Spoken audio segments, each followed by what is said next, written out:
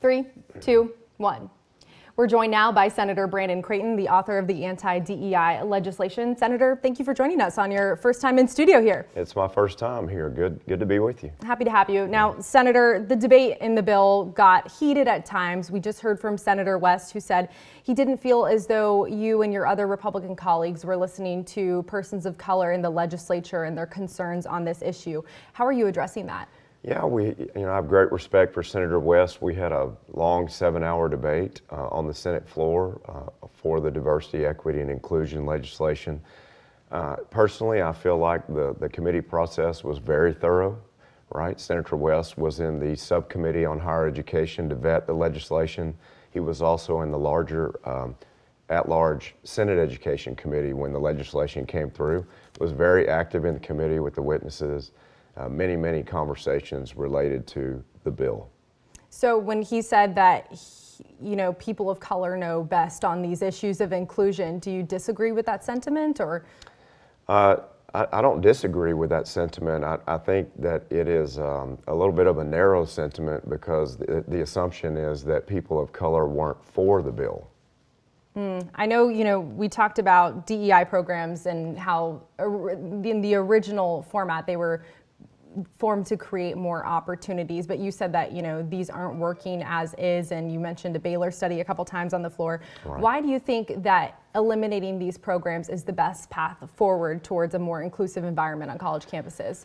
Well, the case I presented in hearings and also through so many hours of debate on the Senate floor, it clearly showed, just irrefutably showed, that DEI is not working for minority faculty recruitment. Over the last 10 years, there have just been dismal results.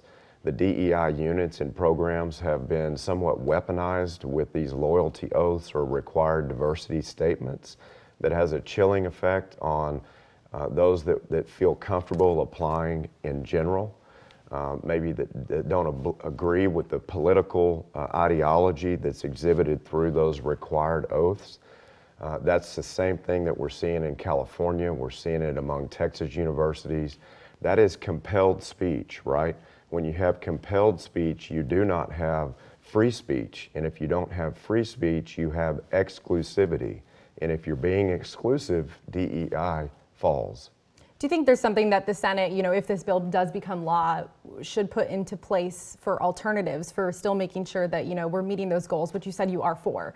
Yeah, Texas Women's University, as an example, one of the most diverse universities in the state, does not have a university-sanctioned, faculty-driven DEI department, yet they're accomplishing incredible diversity. I think that the DEI departments in those particular units, they are not defining the overall mission of seeking diversity for our Texas universities, and I think we'll be more successful without them.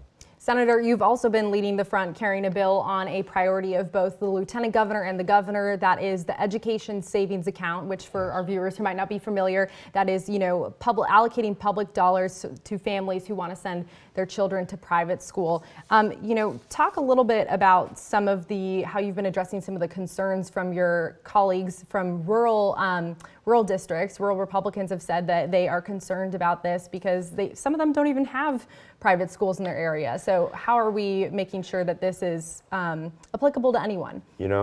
For school choice and parental education freedom, all the things wrapped up in Senate Bill 8, the parental rights that are just paramount for our moms and dads across the state to make the decisions that are best for their children's education, I stand for that.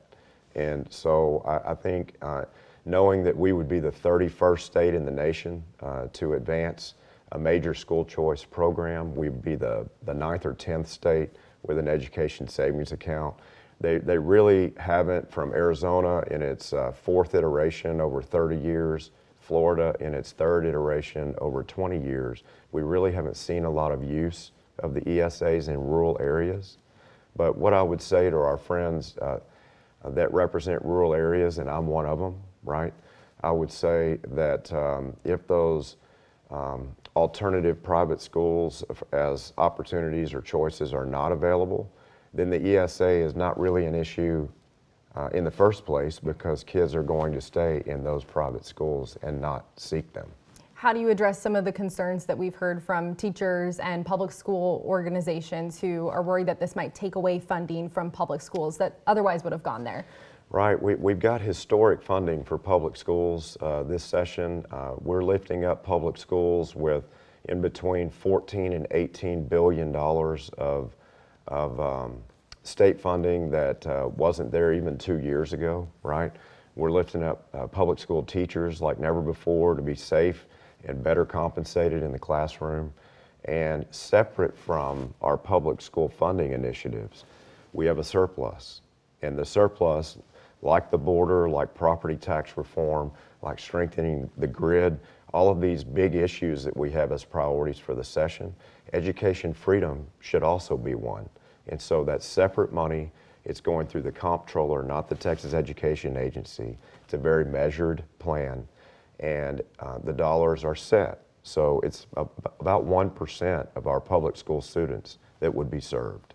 Now, your bill, of course, has cleared the Senate, but is facing a little more resistance, if you will, in the House. Talk about your conversations with members in the lower chamber on how you're getting that moved forward in the House. Yeah, you know, I have great respect for my friends in the House. I loved serving in the Texas House of Representatives, and I understand that it's a process. They have to make decisions that are best for their districts, and I encourage them to do so. But I think we're in a different day on the public education landscape. I believe that members that were not for education freedom or school choice in the past, I think the last 36 months in the public education landscape, really in Texas and nationwide, has changed dramatically. And I think we've got some open hearts and minds that are considering the ESA more than ever before, even last session they weren't for it. Now, pivoting to another topic that's important, this week the House and Senate named its members of the conference committee to hash out the differences of the budget. You're one of those 5 senators. Talk about some of the challenges that lie ahead in those negotiations. Yeah, I'm excited that Lieutenant Governor Patrick asked me to serve as a budget conferee. As you mentioned, those are the final negotiators between the Senate and the House to reconcile those two budgets and their differences. So we've got some major work to do. There are always differences in the priorities of the Senate and the House for the budget. There's also great alignment. So we've got some incredible opportunities to land the plane for historic support for public schools, for our teachers, for our retired teachers, and cost of living adjustments and a 13th check combined. That's really incredible. We've got to show our teachers that when they enter the profession, that we've got a destination for them when they leave the profession later on after their career is over. And we're addressing both. School safety is an incredible opportunity. We'll have between $600 million and $1.3 billion invested in school safety, and we have a lot of incredible initiatives there. One area where there isn't alignment is the differences between the House and Senate proposals on property taxes. We've heard the Lieutenant Governor say he doesn't want to negotiate with bad math. So how specifically are you and your members in the House going to iron out those details? Yeah, I think property tax overall, if we're negotiating on how to lower property taxes for everyday Texans and businesses, I think we're all winning. Right, so the House and the Senate have different plans, but that's what the budget conferees are for, is to work out the details on how to reconcile and blend the best aspects of both plans, and I believe we'll do it. Do you think constituents like one plan more than the other? We're hearing from constituents on both. They really like both plans put together. So we have scarcity of dollars. We have to make sure that we can fund basic state services, and just as California found last session, the surplus goes away, and we have to be measured with what we can sustain in spending going forward in future sessions. So I think we'll have a historic cut in property taxes, reform and relief, which is changing the system and lowering the amount of dollars that our homeowners are expected to pay. And I think overall we'll win. Lastly, I do want to ask you one question about school safety. You've been carrying a bill in the Senate that would require schools in Texas to have silent panic alert systems. We've also seen that the Texas Education Agency recently put out new guidelines that schools that have, large enough windows should have bullet resistance type material. Is that something that you think should be incorporated into, maybe an amendment to that bill or some other area of the school safety bills that the legislature is working on? Yeah, all the school safety plans are in flux, right? I mean, we have several plans that are coming together, and I think that they will merge. Some of the TEA guidelines are not mandates. They're opportunities to provide guidance for school districts that may not have new buildings, right? They may have older buildings that need to be modified. And for the entry areas and sort of the dual vestibule locking systems for doors that are available in some of the newer schools, this may not be needed. But for guidelines for bulletproof glass and for technology like we talked about on the alert systems and panic alert buttons, I think school districts should have the flexibility to decide what's best for them. All right, Senator Creighton, thanks so much for joining us on Save Texas.